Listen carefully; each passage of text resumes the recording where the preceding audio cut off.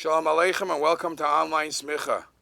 Now sometimes we get rewarded for the common practice that everybody knows that it comes around Pesach.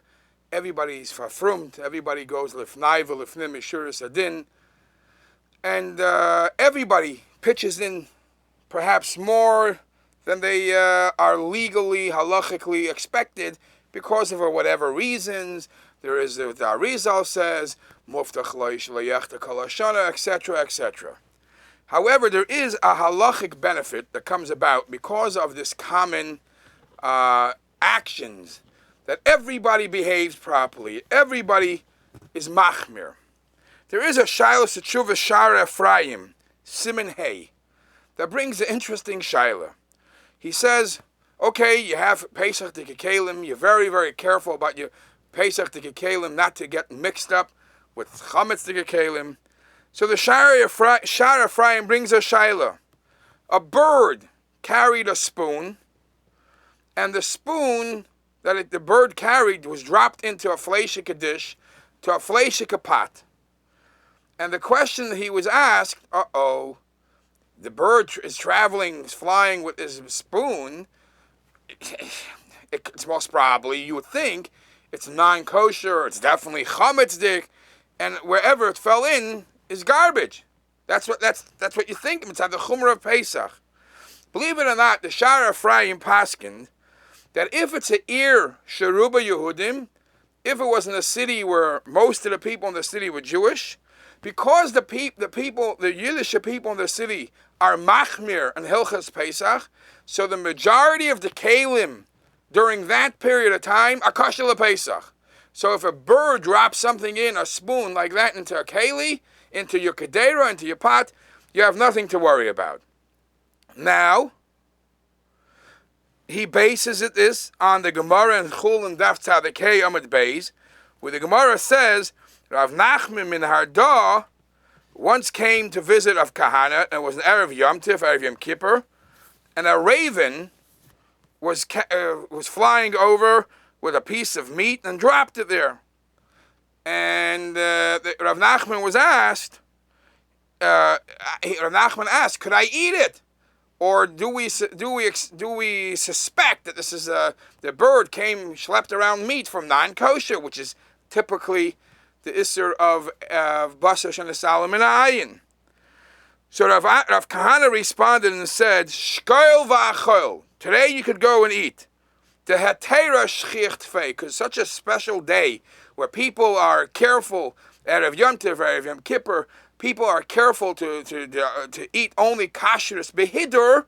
So there is many more kosher behemoths, kosher meat that's available for the raven, even more than the non-kosher. So the possibility of this being non-kosher is very slim. Can't essen gesundheit.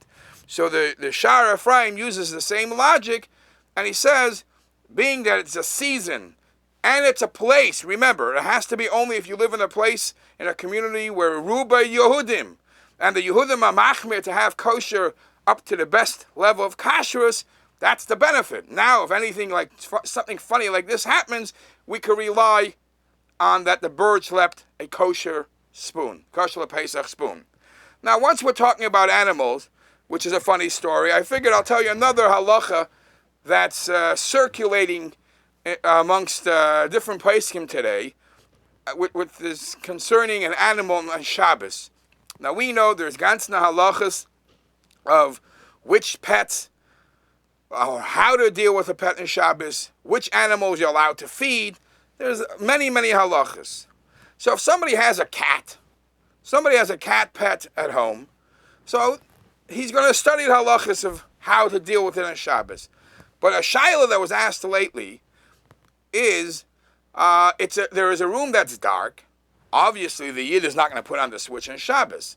He's going to pick up his cat and bring the cat near the switch, and hopefully the cat will play around and push the switch up. Is the Yid allowed to pick up the cat and bring him closer to the switch, so he should open up the light on Shabbos? This is the shaila that's circulating a lot today. And the discussion is twofold. A, as I mentioned before, you first have to decide if pets are muktzah or not. So this is, even today's poskim, there is a machlokes between Rav Ovadia Yosef and Rav Moshe Feinstein about a pet, which is domesticated, which you have in your house. The muktzah per se of a animal doesn't necessarily apply to perhaps in those animals that live with you. And this is the machlokes if those type of animals are considered muktzah or not. So let's put that aside. Let's say you take the more lenient opinion and believe that because some of them are domesticated, some of them you play around with, some of them you have all time in your house, it's not muktzah. But then you have the second point. How exactly are you going to pick up the cat and bring him to the door switch? Bring him to the electric switch? What are you going to do? Are you going to bring him and drag the switch? You just don't want your hand opening the switch, so you're going to push the cat's leg or the cat's hand to do it. That for sure, you're doing the malacha. Are you going to bring the cat close enough, and so close that it's almost impossible that he won't open the switch? So some say that this is similar to two halachas. It's similar to the halacha of somebody saying, you know what? I know that there is an isser of zaira. Zaira is where the wind separates the husk from the kernel and throw, right? So I'm not doing it. I just threw it up in the air. But yet you're not allowed to do it. The same, you could say, obviously, that if I schlep the cat close enough and it's going to be done through the cat, it's like the malacha is being done ultimately through me. Or if somebody says, another halacha in Shulchan Aruch, I'm not allowed to draw blood on Shabbos. I'm just going to put those worms that suck the blood, those leeches or whatever it is, I'm going to put on the wound and let them do the work. Obviously, it doesn't mean necessarily that you have to draw the blood. If you put things there that will do the job, it's also a problem. Now, even if you think that this is a malacha, that two things are doing it together, the man with the cat, that's also not the greatest heter, because we find that mechamer, you're not allowed to do a malacha together with your behema on Shabbos also, because we find that a behema, your animal, has to rest. If it's yours, it has to rest like you have to rest. So is there a way how you could allow an animal, a pet cat, a pet bird, or whatever you have in your house, to help you with your problems with the lights on Shabbos? So they summarize it like this.